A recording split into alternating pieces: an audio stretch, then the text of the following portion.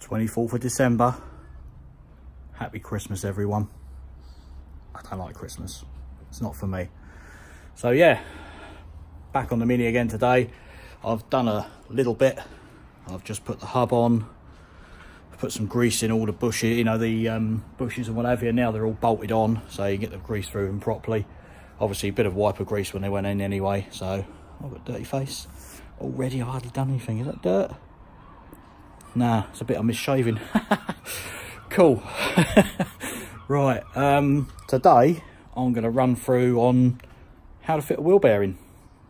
It's nice and simple, but for anyone who doesn't know, this might be helpful. First little tutorial video really, I suppose, because it is something I do know how to do, and I've done thousands of the buggers. Everything from minis to buses. So, right, let me take you and show you all the pieces we need and how we're going to do it. Right, there we go. That's what we're going to need. Sorry about the shadows. Can't do much about that because my new lights, they're very shadowy. First of all, obviously, your hub.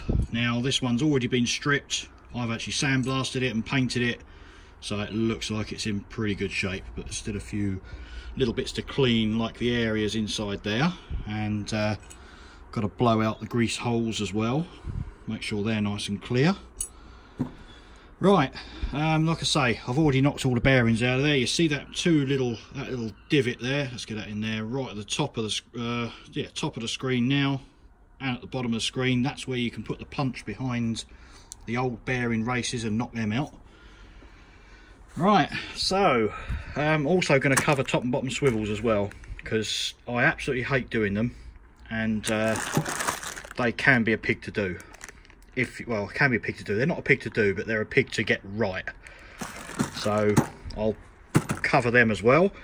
Right, let me just open the wheel bearing box and we'll show you what we're going to do first. There we go. To start with, your wheel bearings. They are absolutely identical, so you can put, you know, one in the front, one in the back. They're exactly the same bearings. Doesn't matter which way round you get them, but it does matter which way round you get them, because otherwise you'll have a lot of trouble.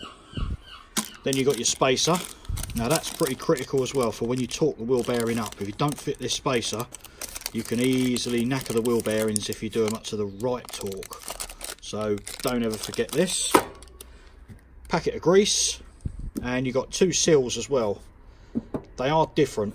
Obviously this one, let's see if I can show you the actual difference. This one's got like an outside lip on it, so that little lip there, that is what that plastic piece sits over. Now that sits against the back of your drive shaft, so that stops the CV joint damaging the seal. So that is your rear seal, and that's your front seal.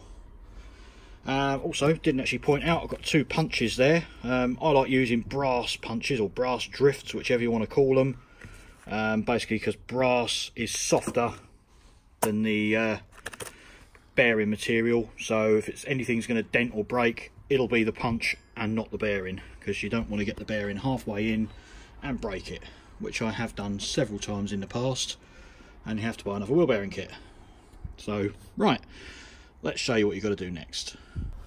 Right, I think this might be a bit of an easier way to do this, so I've got both hands and I don't have to hold my phone at the same time. So right, so what I do now is unwrap the bearings and separate them both, but we keep them together in some respects. So when you take the bearing apart, you only want that bit for now, but that you obviously want to keep matched with this. I don't know whether it is the case. I presume it is. They're like made to go together, so if you put this race inside that bearing, it might not last as long, because it's like they're like machined together, I believe. That's I've always run by that rule, and you can't really go wrong, can you? So we don't want to use that bit at the moment or put any grease in it yet, so that is going to go on the back. So I just put that on top of the back seal to remind me where that one goes, so we know we're going to put this one in the back. So let's move this over a little nearer the middle so it won't tip up. So literally just push it down with your fingers, get it sort of partially stuck in there. And an essential tool for any car maintenance work, nice hammer.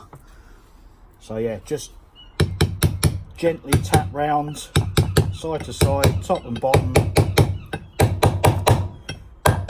just progressively getting harder. You can feel it moving.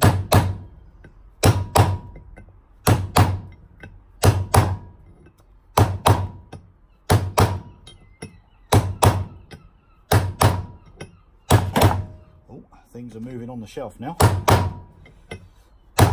And once this gets too near its point, you'll hear the sound of the bang change.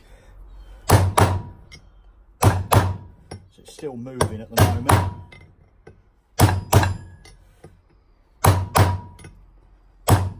And this does become a little bit more difficult when doing the bearing the other side, because you can't really lay it down properly, but I'll show you what I mean when we get there.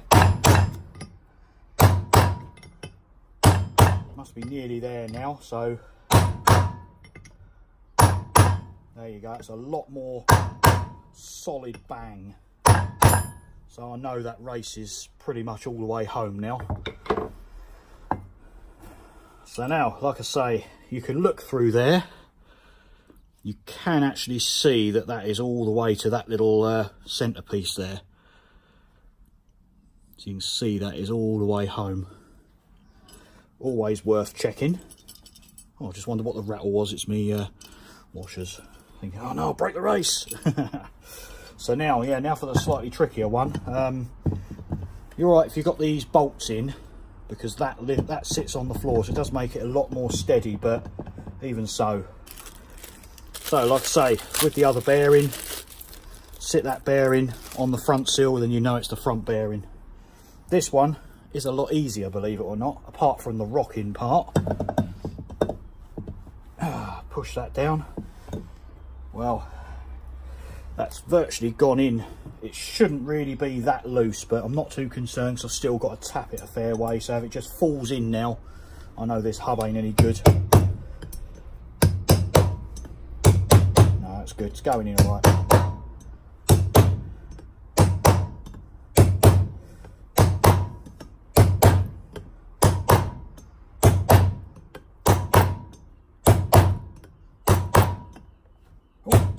Good job I didn't hit my hands. Done that a few times as well. There we go. You notice the notes change now. So it feels like I'm banging on there now. Right. Well, that's the two races in. Once again, I don't know if you'll see that on camera really. It's the lighting's not very great, but you can see that one is all there especially, yeah. See that one is all the way home. So, right. Now for the exciting bit, the getting dirty. I might just grab myself some rubber gloves. Let me just pause you a minute. Let's go and find some gloves. Right, there we go. Gloves on. Got an interesting little thing about these sachets of grease as well. Now, of course, they supply these with the wheel bearing. So this is supposed to be the right amount of grease for them bearings. So I don't believe in using this and then putting more in there. This should be correct amount.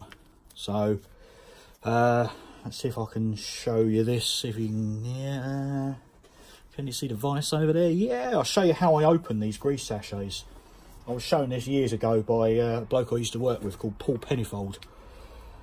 And yeah, you just tap it across, break the corner off. There you go. You've got a perfect little squishy bit in the corner there. Here it comes. Whoosh. And what you do, you stick that piece in there, and when you squeeze that, look, work it round. Hey, burst out the side, that doesn't matter. But yeah, you work this round with the bearing and it pushes all the grease up behind the rollers. You still need to work some more grease in there, that isn't it, and most of the time as well you can't really do it with these with the smaller end. I'll give it a go, but it's getting that little bit of the packet in that. Yeah, I've got it in. There you go. And it works the grease up round the back of the bearing, so all I usually do, a little bit more, and you need to push the grease in beside all the bearing rollers. That's why I'm wearing gloves, because it's horrible stuff, isn't it, this? Oh, hold on. Sorry about that, little interruption. So yeah, all that in there, that's all squished up by the rollers and everything. You can see it's all packed nicely in the bearing. That's how you want it. So there is more to this as well, so we can drop that one in there. Now we want to pack the next one in exactly the same way.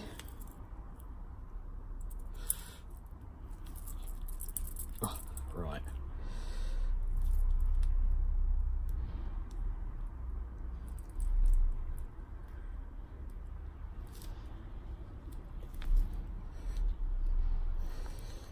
This is possibly the worst bit, especially when your hands get greasy and you can't grip the bloody packet.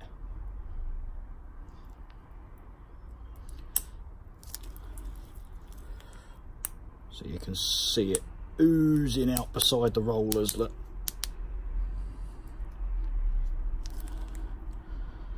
See, there we go. Just a little bit more on there. And then work that into the top. I'm not going to bother going around the top this time.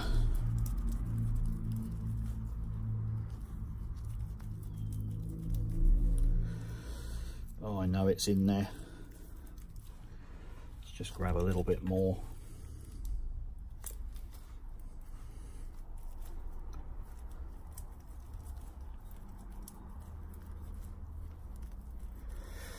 Right, now we've done that bit. Once again, all packed down. Stick this one to one side for the moment. Let's take the gloves off. Oh God, here we go. Ah, good. No greasy hands. Right then, now we want to get this rear seal in. So leave that bit off for the moment. This bit is also quite, I don't know if I can do that where you can see it. Don't think I can zoom in on this, no. So this is the bit you really want to push it in as hard as you can with your fingers and make sure it goes in kind of square, really. Thin little punch and very gently. Nice and evenly, and that didn't go in.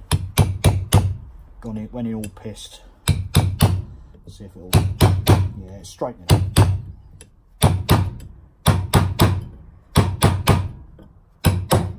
Ooh, just slipped. You can damage these quite easy, to be quite honest. No, that's all right. That's gone in. You don't want to go hitting these in too hard. You need to get them right home to that race, but not too hard. There we go, that bit just sits in there. And now for the front one. Got to get a greasy fingernail. That right, sorry, I pressed stop instead of record. Fill the inside of that up with grease once you've got the spacer in there. Drop the bearing in, outer seal, which should virtually push in with your fingers. Something you do need if you're not using gloves, a bit of paper towel.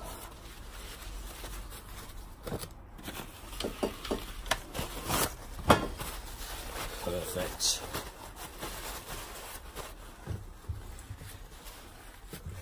Right, let me just knock this seal all the way down. That's it. Just tap it home just a tiny weeny bit more.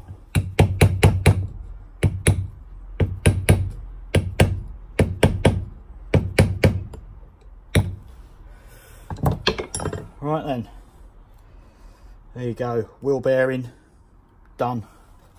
Just wipe off the excess grease. Don't need it hanging out everywhere, do you? Okay,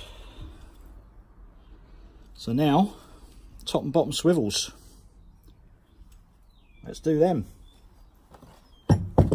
me just tidy myself up and get myself set for that. Right then, here we go. Top and bottom swivels. Now for this, you will need a vise, because trying to do these up and get, because you have to tighten them up to check whether they're, I'll show you what I mean anyway. So what you get in the kit, 2 cups with the tapered ends on them and the nut and washer and the little dust cover as well, don't forget that. So you get 2 of them, they're both identical, but what is different is you get 1 little spring. Now that sits on the bottom in there, so that will drop in there, and the little cup sits there on top, and then you screw that lot on, and then you've got to guess the amount of shims. So it's a great party game. Now some people may disagree with how I do this, but it's never failed for me. So I don't get them full up with grease straight away. I put them together dry first and get them the right sort of tension on them before I put grease in them. So right, here we go then. So what we're going to need is, we need a grease nipple. So you've got to put these bits on as well, because that is, well, technically it's part of the shim, and you've got a little grease nipple that holds that in place. There we go. We just, oh, one thing I didn't get ready before I started to show you was a spanner. I believe these are about an 8mm. There's an 8mm. Yeah, 8mm. So yeah, grease nipple. That's it. That's in there tight. So now, like I say, assemble it dry.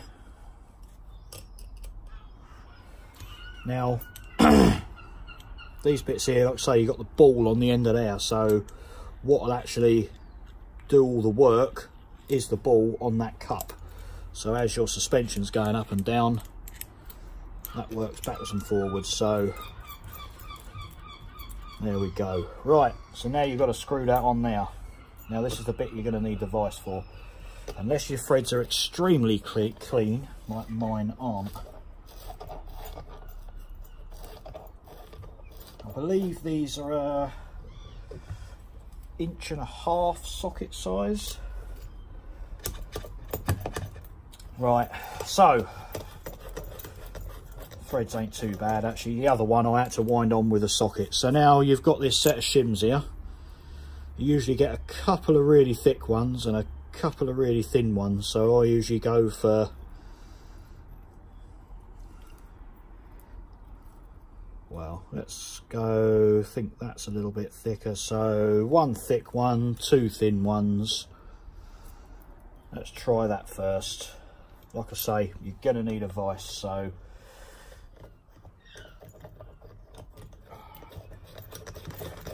let me stick that in the vise, and then I can adjust the camera and you can see what I'm doing. Oh yeah, got to take this nut and washer and boot off. I'll show you my reason for that. And the brake caliper fixing bolts, because that's where I'm going to clamp it in the vise, on those little ears. Right, let's get that facing towards you.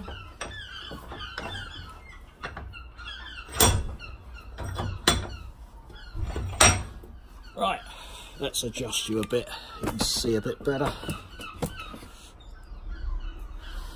There we go. Right, 1 ratchet, 3/4 drive, nice big bugger. Now you do need an 1.5 inch socket. Now you do need a deep 1.5 inch socket, which I haven't got, so I have literally butchered another socket on there. You can see where I've cut it off before and I've welded it on again. So nice brittle socket as well. Animal, aren't I? Animal. So there we go, 1.5 inch socket. Let's make sure we're going the right way.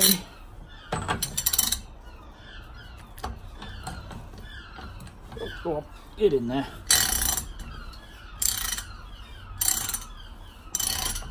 Like I say, you do want to tighten this up as far as it'll go every single time.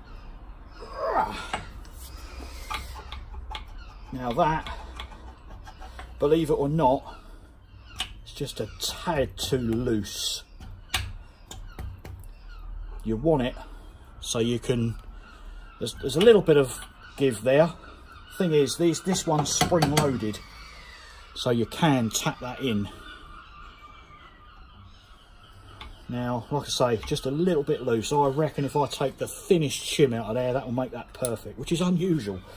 I usually end up taking one shim out,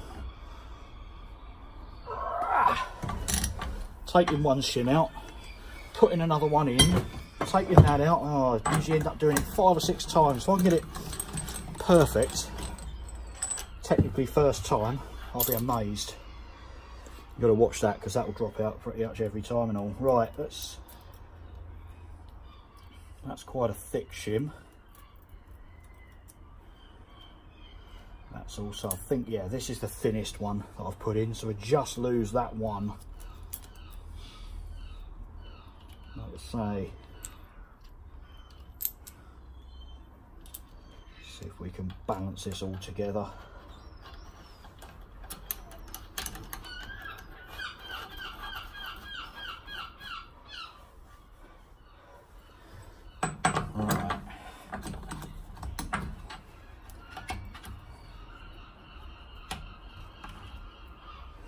No, I don't think that little cup is sitting in there properly. So I suppose really I've got to take it out of the vise, put it up right, then put it in. Once you've got grease all on these, that'll hold that together really.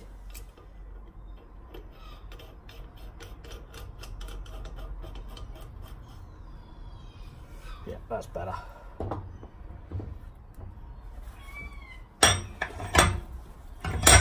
Right, there we go. Now that, I've only tightened that up by hand, and that's probably how tight that was before, fully tightened. Right, here we go again. Now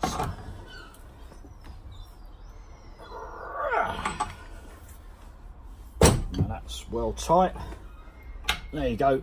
I can move it with my hands, but it's pretty difficult, and that's kind of how you want it really. You want it kind of tight, because once you get the grease in there and the grease has worked its way around a bit, it's taking quite a bit to move. So I know that one's good, so could actually just stick the old grease gun on it. Let's do that. Let me just go and grab my grease gun, 2 seconds.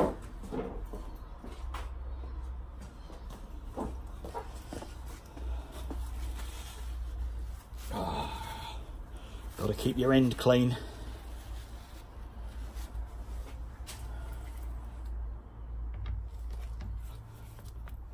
Now what I usually do, I usually take it apart again.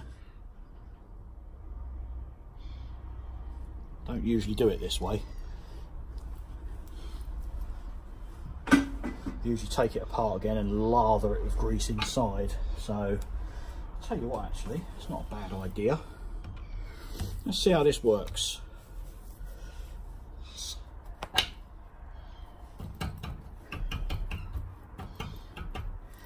Yeah, I didn't think that was too bad. Okay then, curiosity. Should we take it apart? See how much grease has actually gone in that way. See if it has packed it nicely.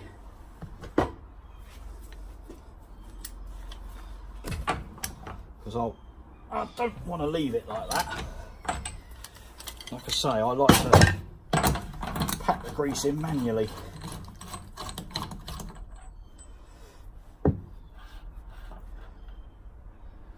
Yeah, do you know what? That's actually gone in all right. Not bad at all. I'm just going to dump a little bit in the end there. Just put an extra little bit on there. Right, yeah, that's not a bad way to do it then. So you can put it all together dry, as long as you put a grease gun on it. Pretty good. Ah, look, it's coming back out of the grease nipple. That that just goes to show that grease nipple's not a lot of good, because it should, that little ball in the end should be a one-way valve. Right, tight. Yeah. Cool. So that is how you do them swivels. What do you reckon? Does anyone disagree with how I do it? Has anyone got any better ideas? Let us know. That's how I've been doing it for years, and it's never let me wrong. So there you go, one side done, just the other side to do. Thought I'd do the other side off camera, but just to show you, I've just put 2 shims in this one, and I can't even move that, so that's no good, obviously. So back out, add another 1 shim, see how that feels. Well, it just goes to show how different these things can be, because I added 1 shim, tightened it back up, and it was still the same. So I added the last shim in that kit, and still I can't move it. So it needs even more shims than what are actually in the kit. Now the other side, like I say, that's perfect. You can just about move it. So fortunately, I do save these things. I'll just clean them up, and we'll whack probably the thickest one in there and see how that goes. But I've got 1 thick one, 1 thin one. So 2 ticks. Let me put the thick one in and we'll see what happens. Here you go. This is typical of when I do this. So I've just put in the thick shim, and that's too floppy. So I've got to take out one of the thin ones. So here we go, backwards and forwards, backwards and forwards. It's forever doing this on these. It's what really gets on my nerves. They're not just like most cars where you just bolt the ball joint on. You've actually got to shim these, and this is what takes the time. Well, that was even more interesting. I took the thin, I took the thin one out, put the thick one in, still too tight. Put the thin one back in again, too loose. Took the thin one out, too tight. Now I've put 2 thin ones in, and now that's just about move it. So we're good at last. And now there is the most important bit with this, because obviously these could potentially come loose. So what you've got to do next is knock these little, oh, can't see, can you? Knock these little tabs over to one of the flats. Now I always try and do one quite near to the grease nipple. So like I say, this is going to wobble all over the place, so let's just kind of balance it about there.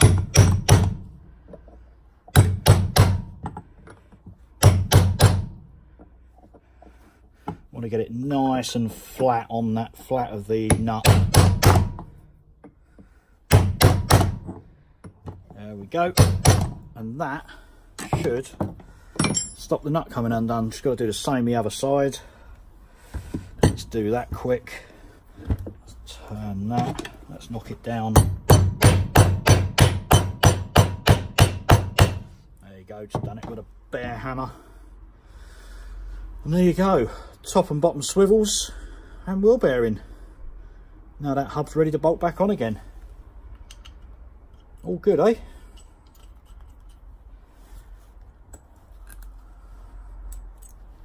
Yeah, that's that. Okay, let's go and get it on the car. But first, I've got to get the upper control arm in. So here we go. That's that. Thick washer. Hold on, let's get this right now. Make sure I am doing it right. Yes. Thick washer towards the front. Thin washer towards the back. There we go. So these little bits, very critical.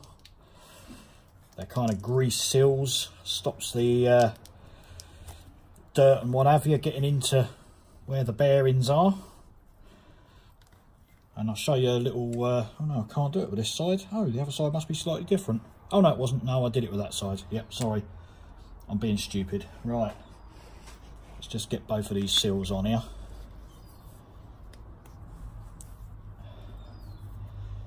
And then let's just pull this out, take the nut off of the end. Right, different angle of the dangle now because I realised you were in my way. So if you're reusing an old pin like I am, obviously clean it right up and just put a thin smearing of grease over it. Let me just get this ram out of the way. So now you've got to do the tricky bit. Make sure that inner washer doesn't fall off. And then you've got to put it together kind of like that.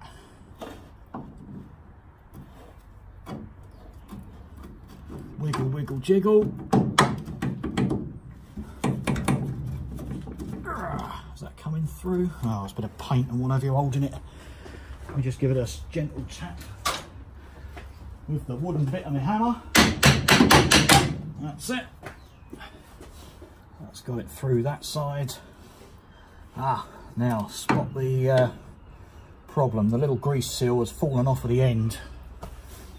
Let's just get a little pick or something and pop that back on. 2 seconds.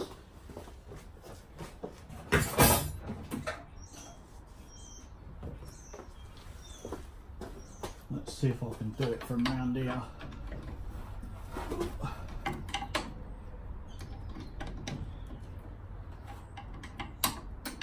Yeah, there you go. That's back on. Now we just got to push the pin right through and, what should I say, tap it through. Let's just tap it in with my hammer. Just line the washer up at the same time.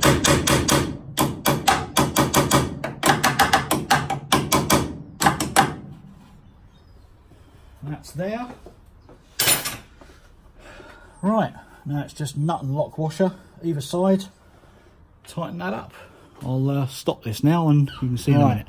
Now, next thing to do is this little plate, which has got to go on the other side. You've got one hole that goes straight through the subframe and the other one has actually got a thread in it. So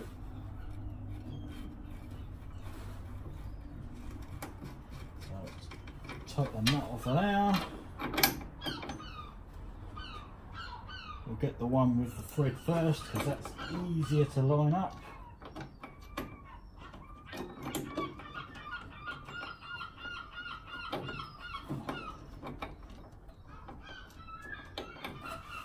And now the nut and bolt one. That's not too bad to do. It's a bit easier on the other side because you've got a bit of a slot in the inner wing.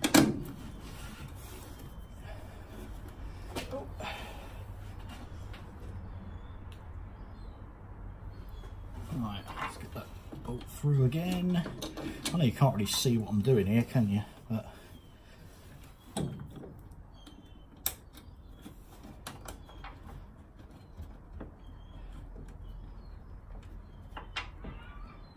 I think that's got it.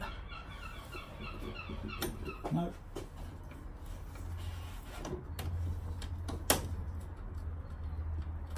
That's definitely got it now. Right, a couple of 11mm spanners.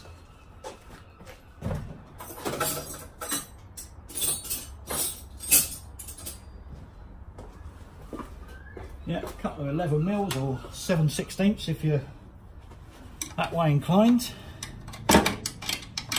No nylology on this one. Nice basic spring washers.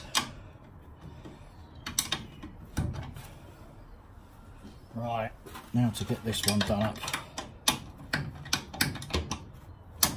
Could even use a ratchet.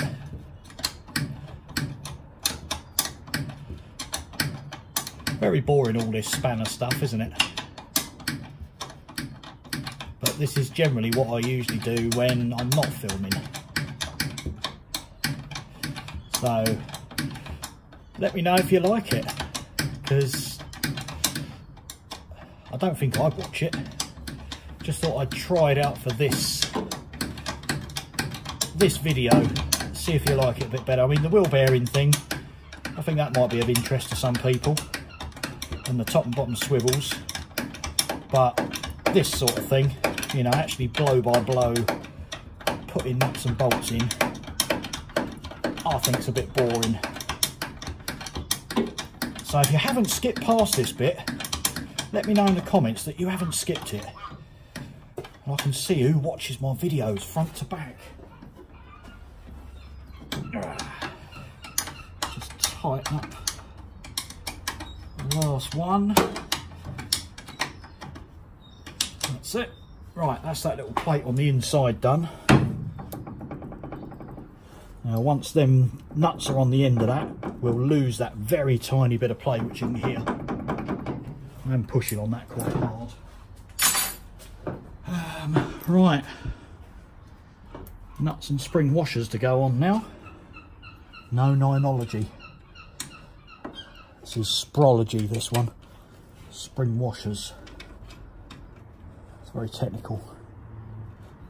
Right. Well, I'm not going to do these ones up on video. I'm going to stop this and give you a break. Back in a tick. Right, there you go. That's them two nuts. The big nuts, the what are they, 1/2 inch UNF. They're tight, and now there you go. No movement in that at all. Feels nice and clean as well. So, oh, right. Throwing my spanners around now. So now it's time to get that hub on. Now on a normal Mini, when you're doing this, you'd have to take the hub out of there anyway. And of course, you've got the cone up in there to push on this. You really need to get this bump stop in at this point. Get that bolted in there, little screw in there. So that works like that. But I'm going to see how I go with these. I've only got one anyway, but I might not even fit them. I don't think I'm going to need to. Right. Okay, well, I'm just going to bolt all this together now, and I'll bring you back when it's done. Right, now that's bolted together, it's time to get the hub in. And once again, because this isn't a normal Mini front suspension, this is a bit easier because you haven't got the the rubber donut to be pushing against. We just take off these top and bottom swivel nuts. And then, there we go. So that was nice and easy, wasn't it? Do you see that? That one in there. Drop that one in there. And a nut and washer either side. How about that? Nice and simple.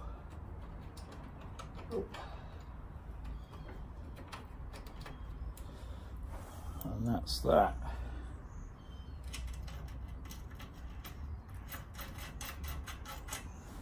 And of course, track rod end, I've replaced that.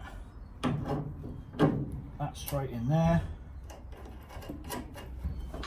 There you go, that's that side virtually done. Right, I'll tighten all this lot up. Let's see what we can do after that. Right, there you go, that's all tightened up. Let's see how well this moves. It's quite tight, but that's because they're new joints, but once the weight of the car's on it, that'll move nicely. So there you go, full travel. You can hear it bang, and then down the other way, that bit's on the bump stop, or where the bump stop should be, and that is the maximum travel of the Ram as well. So the only thing I'm not really that keen on is these rose joints. Not really that keen on them, but I ain't got a lot of choice there. I need something with a bit of articulation. But there you go. Right, next thing I'm going to do, get the grease gun and go for the greasing on these swivels and on that top arm as well. Well, I think that's enough for this video really. I've been waffling on way too long, and you know, anything over 10 minutes really, I'll get a bit bored watching things. So there you go, that's this side virtually done. So next, I think I'll get on the sandblaster and sandblast the drive shaft for this other side, which I haven't done yet. I've got to modify my sandblaster as well. I might do another quick video on that. So there we go, I've got to do the sandblaster drive shaft and both brake calipers, get them sandblasted and painted. So that'll be that. Once they're together, brake pipe in, wheel on, front done. So hopefully by the end of the next episode, that'll be the front suspension in, and well, I say done. Still got to run all the pipes and wires and stuff like that. Yeah, could be soon. Thanks for watching again. Hope this wasn't too boring. Let me know what you thought about it, whether you like this sort of style rather than me, me actually spannering and you see what I'm doing, or would you rather revert back to where I was before. Take it easy. More dirty hands.